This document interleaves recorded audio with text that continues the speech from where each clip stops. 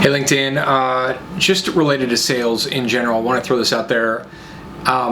Never, ever, ever, ever, ever commoditize yourself, right? So when you're selling anything, and anything can be commoditized, where you're basically just selling a product or a service or a capability or whatever. And I don't care if you're selling a necklace or you're selling sports equipment or you're selling a complex service.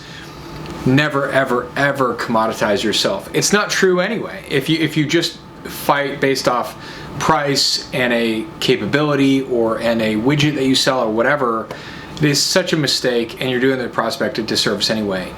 You know, always sell the what. In other words, like the what are they actually buying? So when you think about the buyer and you put yourself in their shoes, what are they actually buying? Even if you are selling a necklace or whatever, or you're selling travel, you know, or even if it's a complex solution sale, it's a B2B sale. What are they actually buying? You know, in our case, you know, we do a lot of content and things like that, but content is not what's being sold. What's being sold is, you know, they could have a product launch, or they could have an event, or there's some urgency from leadership to accomplish a goal, a specific goal for pre-sales or for demand, or to help, you know, sales enablement to help the team close deals. And so when you look at it, maybe the content or the assets and the things we're creating are within an overall strategy, but the thing that's being sold is the outcome that you're trying to get. And so it's a motivation, or it's a whatever. And so you always have to identify what is the buyer actually buying, you know? And that could be true of a car. If somebody's buying a Mercedes, maybe they have an irrational connection, or there's a story behind that about when they're growing up. I remember my dad always telling me about how his dad wanted to buy a Mercedes, and he never did, but he always wanted one, and he always loved German engineering and things like that.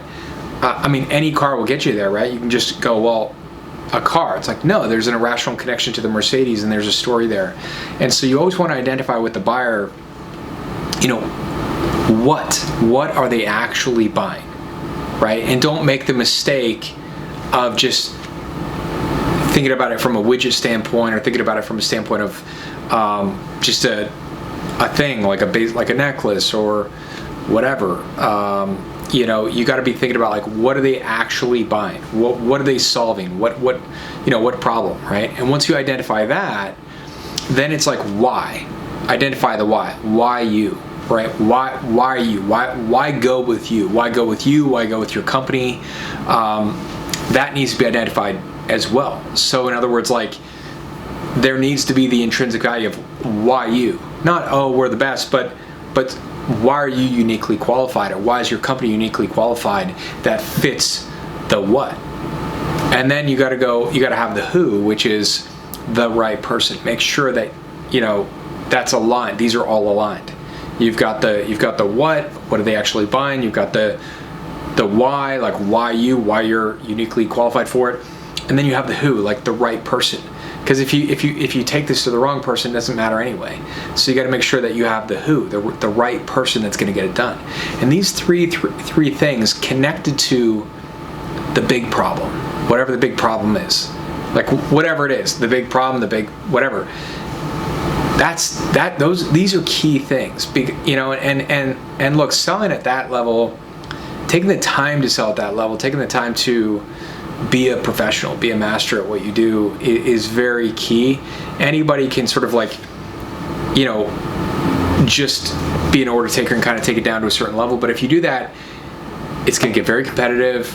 You're not going to do your company, you're not going to position the company correctly. You're not going to do the product or service that you're selling. You know, give it the right emphasis, and you're going to just end up competing on price and terms and things like that, and the customer won't really experience who you are, what you do, from a culture standpoint, from a vision standpoint, from, you know, the real intrinsic value that any company has. And so, you know, if you're on the front lines and you're selling something, you know, you owe it to the company that you sell to make sure that you represent, right, the company correctly. And that starts with really identifying a customer's needs and looking at what are they actually buying, you know, and you got to dig a little deeper to figure out ask questions and things like that to figure out what do they actually want.